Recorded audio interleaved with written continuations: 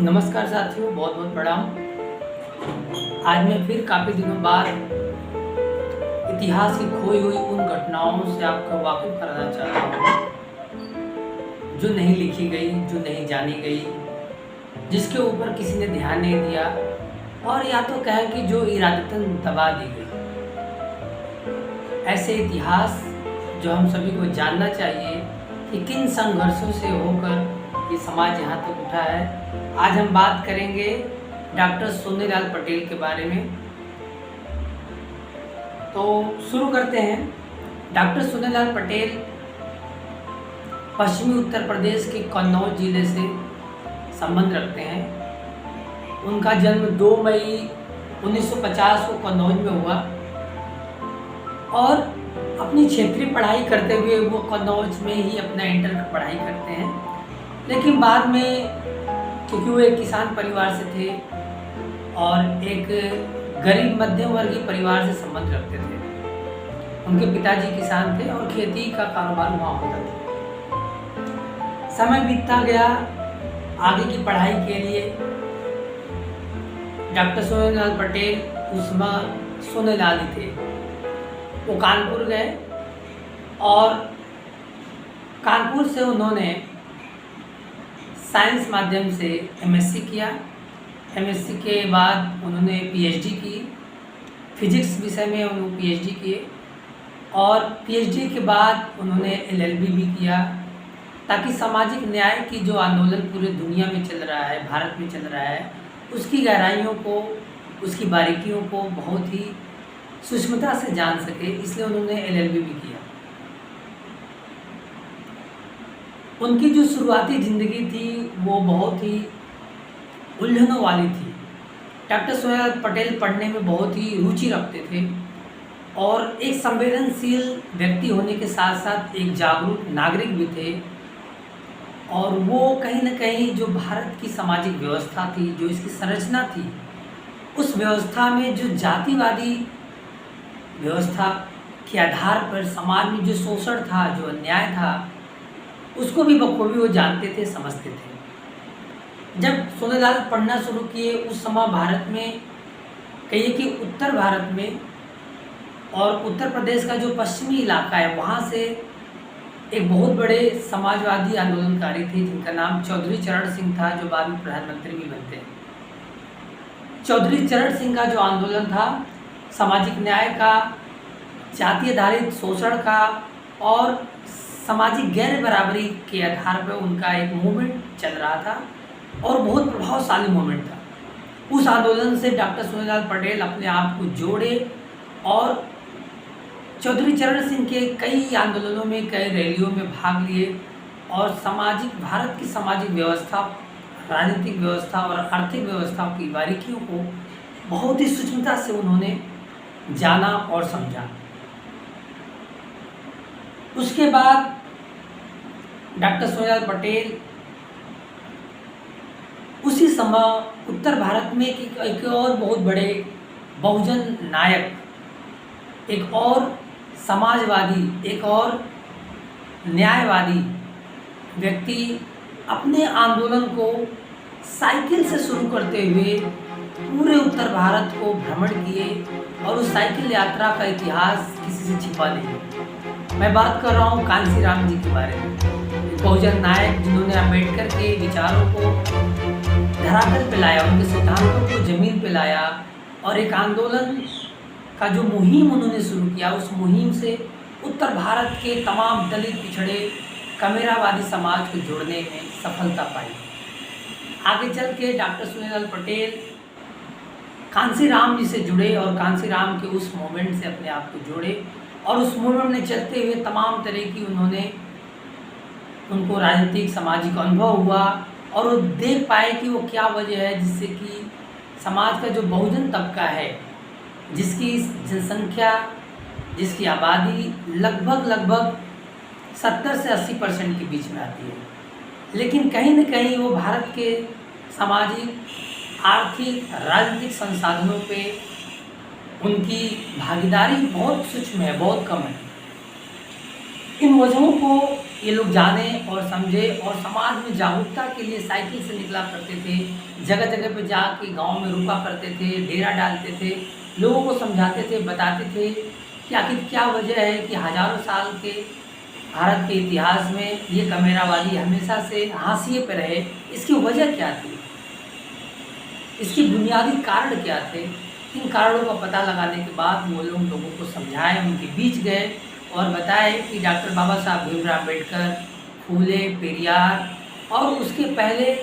गौतम बुद्ध से लेके एक बड़ी लंबी इसमें कतार है जिसमें लोगों ने बहुजनों के लिए, कमेरावादियों के लिए आंदोलन शुरू किए, उनके हक, उनके अधिकार के लिए, उनके न्याय के लिए एकजुट हुए, लामबंद हुए।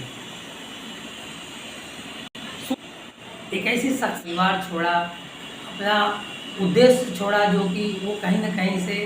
सफल होना चाहते थे, नौकरी करना चाहते थे। उन उद्देश्यों को उन्होंने त्याग कर समाज सेवा के लिए, कमेरा लोगों के लिए, मजदूरों के लिए, किसानों के लिए अपना जीवन का त्याग कर दिया। और उस संघर्ष में उनके साथ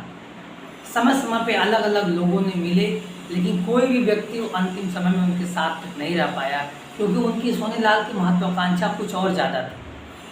सोनेलाल जिस समाज से आते थे वो पटेल समाज था, वो कुर्मी समाज था, और वो समाज उत्तर प्रदेश की राजनीति में एक बड़ी संख्या रखता है, एक बड़ा महत्व रखता है। आज की अगर हम बात करें तो लगभग 13% से लेकर 16% तक उत्तर प्रदेश में कुर्मी जो वोटर हैं उनकी भागीदारी है। उत्तर प्रदेश भारत के उत्तर में कुर्मियों की बहुत बड़ी संख्या है जो कि पूरे भारतीय राजनीति को कहीं ना कहीं प्रभावित करती है। उसके बाद सोनेलाल पटेल आगे चल के बहुजन समाज पार्टी के निर्माण में, उसकी बुनियाद में कहीं ना कहीं वो थे, और लगभग 1 लाख रुपए का चंदा देके बहुजन समाजवादी पार्टी का उन्होंने गठन करवाया था कांसीराम के साथ। लेकिन आगे चल के जब कांसीराम जी इनको अनदेखा करने लगे और मायावती तब कांसीराम के लिए एक बहुत महत्वपूर्ण चेहरा बन चुकी थी, मायावती को ज़्यादा महत्व मिलने लगा और सोनेलाल कहीं ना कहीं अपने आप को उस आंदोलन से, उस पार्टी से जोड़ नहीं पाए थे। कहीं ना कहीं उनको लग रहा था कि मेरी अनदेखी हो रहा है, मुझे मत महत्व कम मिल रहा है। वो अपने आप को अलग करते हैं और आगे चल के 4 नवंबर 1994 में उन्होंने अपना दल पार्टी का गठन करते हैं, और जो कि कमेरावादी पार्टी है, वो कमेरे वाले लोगों के लिए सोचती है। जैसा कि आप जानते हैं कि कमेरा कौन लोग हैं, वो लोग जो खाने कमाने वाले लोग हैं, जो मेहनत करने वाले लोग हैं, जो परिश्रम करने वाले लोग हैं, जो तपती हुई धूप गर्मी में, बरसात हो चाहे ठंडक हो, वो हमेशा से अपने घरों से दूर रहते हैं, कमाते हैं और खाते हैं, रोज़ कमाते हैं, रोज़ खाते हैं, इकट्ठा करने के लिए उनके पास रास्ता ही नहीं। इस प्रक्रिया में सोनेलाल पटेल ने कमेरावादियों के लिए, किसानों के लिए, मजदूरों के लिए, दलितों के लिए, महिलाओं के लिए एक अलग तरीके से, पिछड़ों के लिए उन्होंने, उनके मन में एक उद्देश्य था उनके अधिकारों के लिए, कि उनकी शिक्षा के लिए, कि उनकी आज़ादी के लिए, उनके लिए जातिगत न्याय के लिए, इन तमाम बिंदुओं पे उनकी लड़ाई थी, उनका आंदोलन था। और उन्होंने अपना एक पार्टी बनाया और पार्टी बनाने के बाद लोगों को जोड़ा और उस जोड़ने में भी सफल हो गए। आगे चल के डॉक्टर सोनेलाल पटेल को यह एहसास होता है कि जो हिंदू बहुसंख्यक समाज है भारत में, और ये जो व्यवस्था है ये कहीं ना कहीं से ब्राह्मणवादी व्यवस्था है, ये कहीं ना कहीं से शोषणकारी व्यवस्था है, जिसमें कमेरों लोगों के लिए, किसानों के लिए, मजदूरों के लिए, महिलाओं के लिए, पिछड़ों के लिए कहीं कोई जगह नहीं बचती है। चाहे आप धार्मिक व्यवस्था की बात करें, राजनीतिक, आर्थिक, सामाजिक रूप से जो सम्मान का हकदार है, ये ओबीसी पिछड़ा तबका, ये दलित, ये महिलाएं, वो कहीं ना कहीं हिंदू धर्म में उनको वो महसूस नहीं हो पाया, और वो अपने आप को बुद्ध से जोड़ लिए, वो अपने आप को पेरियार से जोड़े, अपने आप को अम्बेडकरवादी, उनको लगा कि मैं अम्बेडकर से नज़दीक हूँ, उनको लगा कि वो कहीं ना कहीं कांसीराम के नज़दीक है, और कांसीराम की विचारधारा से आप सभी लोग अवगत हैं। आगे चल के वे जब अपना दल पार्टी बनाया, उसमें उत्तर प्रदेश के तमाम जितने भी कुर्मी समाज के लोग हैं उनको जोड़ने में सफल हो गए। और वो जब आगे चल के वो पहली बार जो है कि चुनाव लड़ने की अपनी सोचे, तो वो फूलपुर जो लोकसभा संसदीय क्षेत्र है उसको उन्होंने चुना और वहाँ से नामांकन करने के बाद इलाहाबाद के प्रयागराज में उन्होंने पीजी टंडन जो पार्क था वहाँ पे एक आंदोलन बुलाया, एक रैली बुलाया और आपको भरोसा नहीं होगा कि उस आंदोलन, उस रैली में सिर्फ कुर्मी समाज के लोग ही नहीं बल्कि और भी पिछड़े और बहुजन तबके के लोग उस आंदोलन से जुड़े। और आपको ये आश्चर्यचकित कर देगा ये शब्द कि लगभग 5 लाख लोग उनके रैली में आए थे।